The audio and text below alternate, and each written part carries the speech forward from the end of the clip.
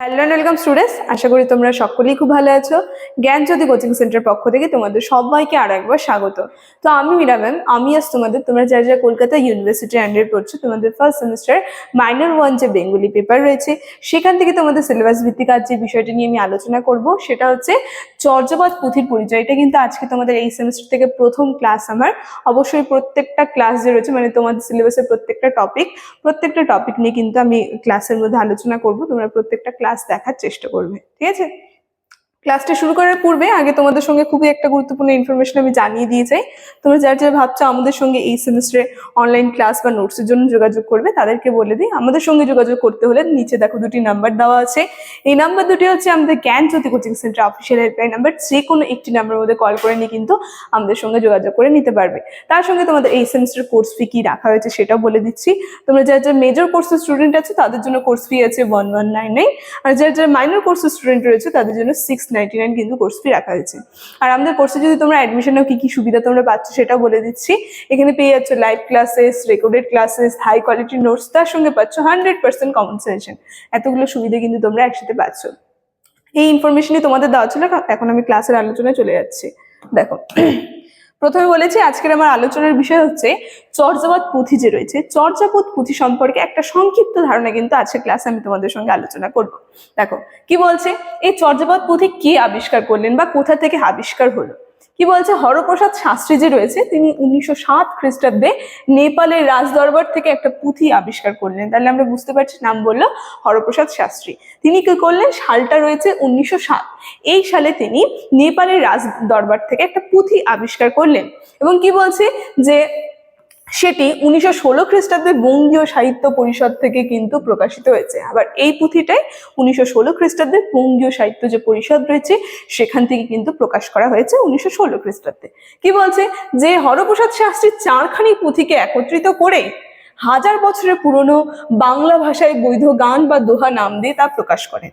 তাহলে আমরা বুঝতে পারলাম হরপ্রসাদ শাস্ত্রী তিনি কি করলেন, 4টা পুঁথিকে একত্রিত করলেন, তারপর সেই পুঁথিটির নাম কি দিয়ে প্রকাশ করলেন, সেটা হচ্ছে বৈধ গান বা দোহা।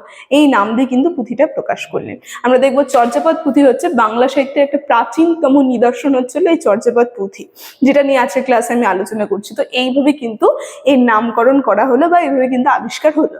তারপর কি বলছে, পুঁথিটি আমরা দেখবো তাল পাতায় লেখা ছিল। এই যে ছোট ছোট জায়গার যে কোশ্চেনগুলো আমি বলছি জায়গাগুলো, এই জায়গাগুলো তোমরা ভালো করে দেখবে, কারণ তোমাদের শর্ট কোশ্চেনের মধ্যেও কিন্তু এসে থাকে কোন হরফে লেখা ছিল, তারপরে কিসের মধ্যে লেখা ছিল, কটি পদ সংখ্যা ছিল। ঠিক আছে, কি বলছে তাহলে বুঝে গেলাম। এই যে পুঁথিটা যে ছিল চর্যাপদ পুঁথি, এটা তাল পাতায় লেখা ছিল, তার সঙ্গে 50টি পদের মধ্যে কিছুটা পদ কিন্তু নষ্ট হয়ে গেছে। টোটাল 50টি পদ পাওয়া গেছে, সেখান থেকে আবার কিছু পদ কিন্তু নষ্ট হয়ে গেছে। কি বলছে, 46.5টি পদ উদ্ধার করা গেছে। আবার পুঁথির পৃষ্ঠা সংখ্যা যে রয়েছে সেটা হচ্ছে মোট ছিল 69টা। এখান থেকে আমরা দেখবো কিন্তু মাঝখান থেকে কিছু পৃষ্ঠা নেই। ঠিক আছে, মানে এইখান থেকে আবার দেখবো কিছু কিছু পৃষ্ঠা কিন্তু খুঁজে পাওয়া যায়নি। কি বলছে, যথাসম্ভবত 35, 36, 37, 38, 66 এই পৃষ্ঠাগুলো কিন্তু খুঁজে পাওয়া যায়নি।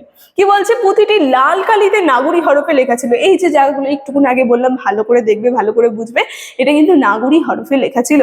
তারপর কি বলছে যে পুঁথির শুরুতেই বাঁ দিকের উপরে একটি বর্ষ লেখা থাকে। তার সঙ্গে যে চর্যাপদ পুঁথি রয়েছে শুরুতেই আমরা দেখবো বাঁ দিকে কিন্তু একটা বর্ষ লেখা থাকছে।